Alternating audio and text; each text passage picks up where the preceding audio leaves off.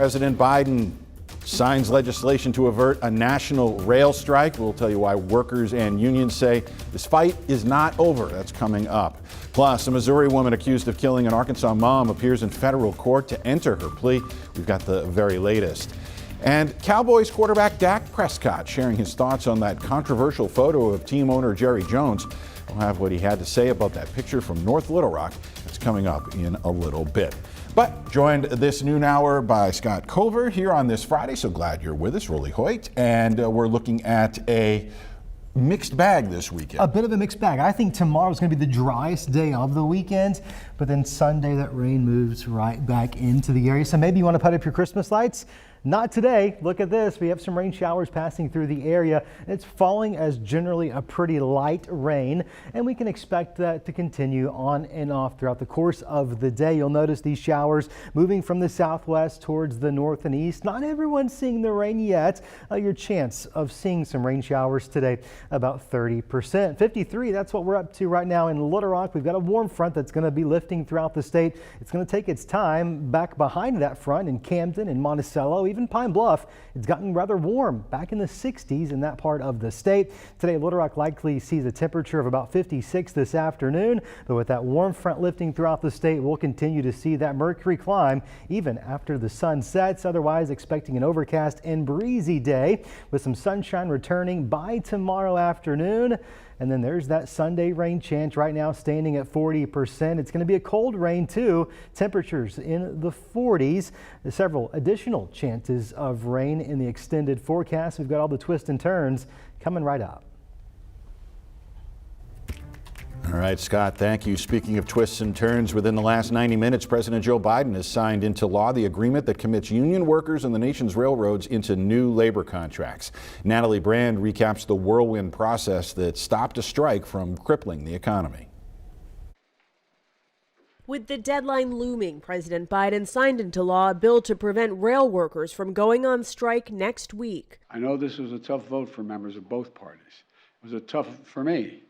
But it was the right thing to do at the moment, to save jobs, to protect millions of working families from harm and disruption, and to keep supply chains stable around the holidays. The Senate overwhelmingly passed legislation late Thursday afternoon.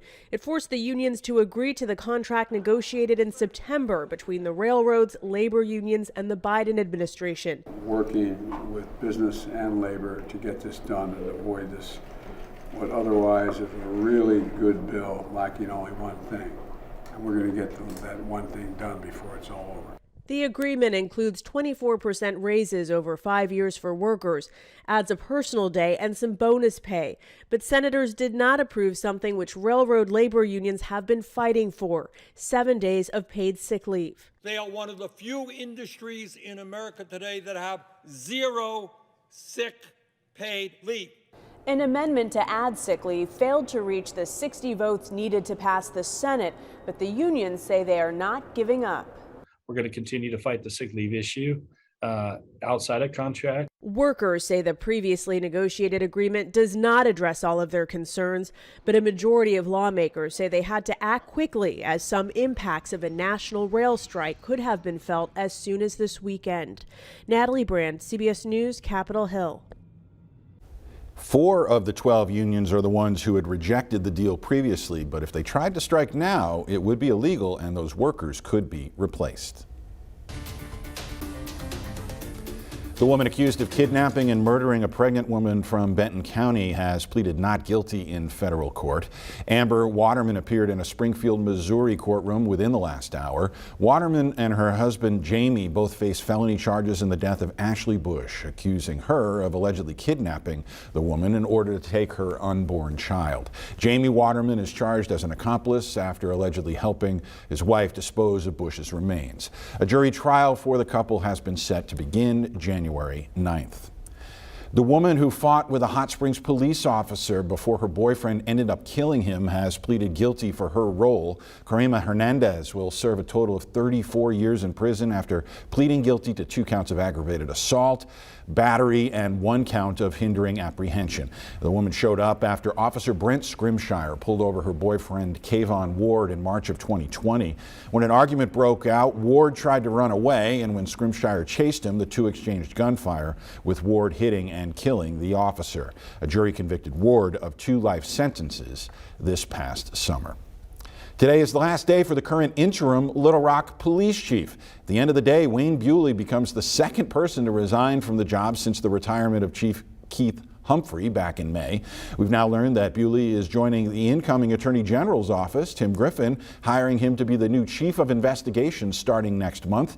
Bewley's been with the LRPD for 36 years, recently overseeing that department's move into a new headquarters downtown. He took over in May after a previous stint as interim, and previous interim police chief Crystal Young Haskins resigned.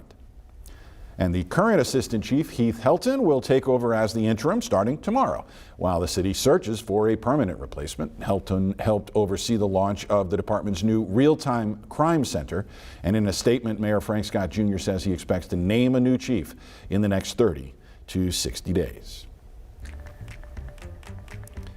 Let's check other news now. The latest jobs report shows many businesses continue to add workers, even though others are scaling back.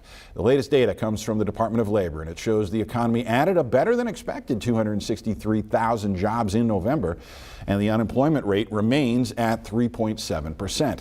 Experts say the strong report means that the Federal Reserve will likely raise interest rates again. The board continues to fight against inflation, even with fears of a recession, and that could take a toll on the so far resilient job market. Children's clothing sets from the manufacturer Bentex have been recalled because of dangerously high levels of lead in the ink in the textile. The sets all featured Disney characters. They were sold at stores including TJ Maxx, Ross, Burlington, and Amazon.com, all between November 2021 and August of this year. Consumers should immediately take the affected clothing away from their kids and contact Bentex for a refund and instructions on how to return or dispose of the clothing. By now you've seen the photo of North Little Rock High School in 1957 featuring a 14-year-old Jerry Jones, now the Dallas Cowboys owner, among a group of white students harassing 6 black students as they tried to enter the school. The photo resurfaced last week in a piece out of the Washington Post. When asked about it after the Cowboys' victory on Thanksgiving, Jones said, quote, "That was 65 years ago. I had no idea when I walked up there what I was doing." The photo has since sparked outrage and debate even among celebrities and professional athletes. And now Cowboys quarterback Dak Prescott shared his perspective on the controversy. As I said, I'm here for growth and giving grace and trying to make this world a better place. And that's who I am at my core and all I believe in. And yeah, unfortunate things come up from the past, pictures, and they show how far we've come, but in the same sense, they're a reminder of how Wounds or or just how short of a time that was ago in the same sense. It wasn't that long ago that we were all sitting on different sides and that we weren't together. But as I said, I wouldn't be here if it was still that way. So I believe in grace and change. And those are questions for Jerry and for y'all, honestly, that I don't have quite the answers for. Well, the holidays are some of the most stressful times of the year, whatever it's from. All that stress, though, could land you in the emergency room. During the holidays, celebrating with family and making sure things are picture perfect are more of a focus for a lot of people, and as a result, their health gets put on the back burner.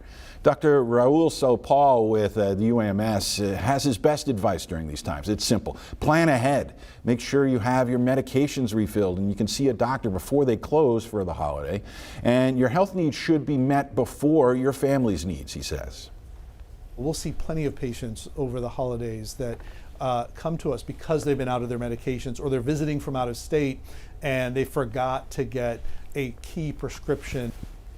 Now, we asked in our poll yesterday, what stresses you the most at this time of year? The 2 largest groups replied that shopping and family.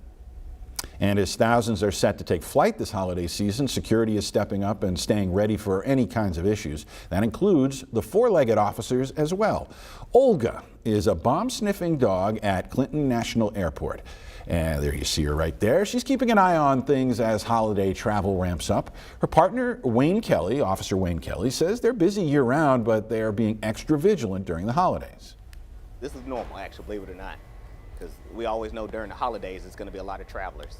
There's a lot of people coming in and out, stuff like that, so we've gotten accustomed to it. They say not to be afraid as you travel through the airport because they are there to keep you safe and sound.